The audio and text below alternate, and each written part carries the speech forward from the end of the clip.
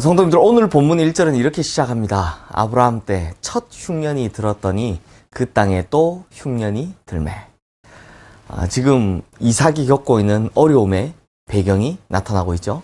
즉 아브라함 때와 같이 그 땅에 또 흉년이 들었다라는 것입니다. 그런데 하나님께서 말씀하시기를 아브라함의 때와는 달리 흉년을 피하여 애굽으로 가지 말고 하나님께서 지시하는 땅에 거주하라 라고 하십니다.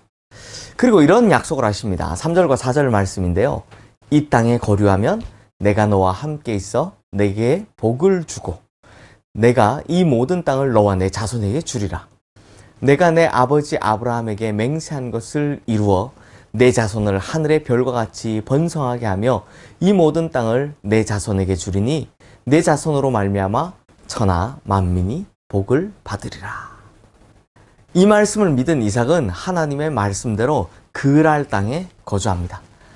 하지만 그 땅에 거주한 결과 이제 아리따운 아내 리브가로 말미암아 자기의 생명이 위태로워질 뻔한 위기를 겪습니다. 하지만 분명히 하나님의 말씀에 순종한 결과가 12절, 13절 말씀에 드러납니다. 이삭이 그 땅에 농사하여 그해 100배나 얻었고 여호와께서 복을 주심으로 그 사람이 창대하고 왕성하여 마침내 거부가 되어. 이렇게 이삭을 힘들게 했던 역경이 하나씩 지나가는가 했더니 또 다른 역경이 그 앞에 또 시작이 됩니다. 바로 블레셋 사람들이 이삭을 시기하기 시작한 겁니다. 그래서 그의 아버지 아브라함 때 종들이 판 모든 우물을 막고 흙으로 메워버립니다. 그리고 블레셋 왕인 아비멜렉은 내가 우리보다 크게 장성한 즉 우리를 떠나라 라고 합니다. 이제 이삭은 그랄 땅에서 떠나 그랄 골짜기에 이르렀다라고 합니다. 그랄 골짜기라는 말은요, 이 그랄 땅의 경계, 그러니까 밀리고 밀려서 이제 땅의 경계까지 왔다라는 말입니다. 그랄 골짜기까지 쫓겨난 이삭은 거기서 다시 우물을 팝니다. 그런데 하나님의 축복으로 이삭의 하인들이 셈의 근원을 발견합니다. 하지만 그 지역의 목자들이 이 우물은 자기들 거다 라고 우기며 또 빼앗아갑니다. 그래서 그 우물을 에색이라고 불렀습니다. 에색의 뜻이 다툼이거든요. 이제 또다시 다른 우물을 팠더니 또다시 다툼이 일어나 빼앗깁니다. 그래서 이번에 우물 이름은 신나라고 불렀습니다. 신나의 뜻은 대적함입니다.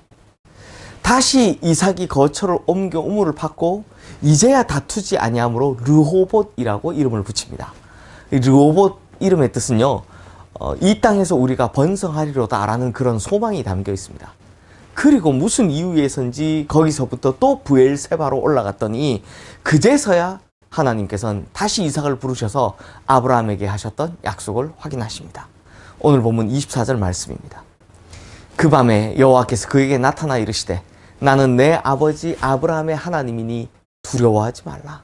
내 종 아브라함을 위하여 내가 너와 함께 있어 내게 복을 주어 내 자손이 번성하게 하리라 하신지라. 사랑하는 성도님들, 이걸 보면요, 누군가 축복을 받는다면 그만한 이유가 있다는 것을 알 수 있습니다. 이삭의 삶을 보면 하나님이 축복하지 않을 수 없게 살아간 사람이었다는 것을 알 수 있습니다. 왜냐하면 이삭은 계속 닥쳐오는 그 역경을 결국에는 축복으로 바꾼 사람이기 때문입니다. 그 삶의 순간순간마다 흉년으로 인해서, 아내로 인해서, 또 블레셋 사람들의 시기로 인해서 끊임없이 역경이 닥쳐왔지만 결국에는 하나님의 모든 말씀에 순종함으로 그 역경을 축복으로 바꾸어냅니다.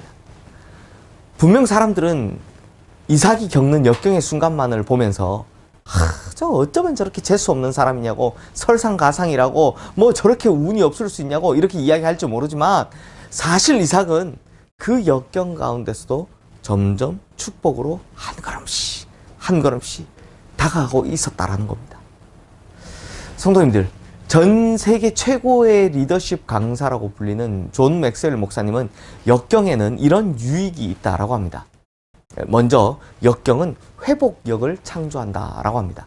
즉 역경은 우리를 좌절로만 내모는 것이 아니라 훨씬 빠른 회복력을 만들어낸다라는 사실입니다. 역경이 우리의 삶에서 실패로 여겨지는 것이 아니라 인생의 한 부분으로 인식된다면 우리는 오늘도 빠르게 성장하는 사람이 될 수 있다는 것입니다. 다시 강조한다면 하나님의 사람으로 산다는 것은 역경 없는 삶을 사는 것이 아니라 역경을 이기는 삶을 사는 것이요, 역경을 통하여 더 많은 것들을 경험하는 삶을 사는 것이다 라는 겁니다. 또 이 역경은 성숙을 개발한다라고 합니다. 오늘 이삭이 바로 전형적인 사람이죠. 역경을 통해 성숙해져 간 사람입니다. 이삭은요, 역경의 환란에 이리저리 쫓겨다닐 때마다 분노로 자기 자신을 죽이는 사람이 아니라 점점 인격자로 성숙해 갔습니다. 오늘 본문 26절 아래에서 이삭을 찾아온 아비멜렉을 악으로 대하지 아니하고 평화롭게 보낼 수 있었던 것은 성숙한 인격의 사람이 아니고선 나올 수 없는 행동이죠. 마지막으로 역경을 통해 하나님께 대한 신뢰를 쌓아간다라고 합니다. 이삭의 삶이 그렇습니다. 오늘 본문인 창세기 26장에서 그가 만났던 수많은 어려움은 그에게 하나님에 대한 더욱더 큰 신뢰를 가져다 주었습니다. 역경 속에서도 하나님은 한 번도 이삭을 버리지 않으셨고 힘들기는 했지만 새롭게 나아가는 곳에서마다 은혜를 경험하게 하셨습니다. 그래서 성도님들, 시편 118편 5절에서 7절 말씀엔 이렇게 증거를 하고 있습니다. 내가 고통 중에 여호와께 부르짖었더니 여호와께서 응답하시고 나를 넓은 곳에 세우셨도다. 여호와는 내 편이시라 내가 두려워하지 아니하리니 사람이 내게 어찌할까. 여호와께서 내 편이 되사 나를 돕는 자들 중에 계시니 그러므로 나를 미워하는 자들에게 보응하시는 것을 내가 보리로다. 이 말씀처럼 우리가 역경 중에 있어도 전능하신 하나님은 내 편이 되어 주십니다. 나를 돕고 계십니다. 나의 원수를 부끄럽게 하실 것입니다. 성도님들, 우리가 지금까지 살아오면서 수없이 많은 어려움을 경험하고 또 수없이 많은 역경 속에 살아왔지만 우리는 지금도 살아있다는 사실, 또 숨쉬고 있다는 사실을 기억하셔야 합니다. 왜냐하면 하나님께서는 지금까지 한 번도 우리를 포기하지 않으셨고 여전히 붙잡아주고 계시기 때문입니다. 그러므로 역경을 축복으로 바꿔가는 우리 성도님들 되시기를 주님의 이름으로 축원합니다. 기도하겠습니다.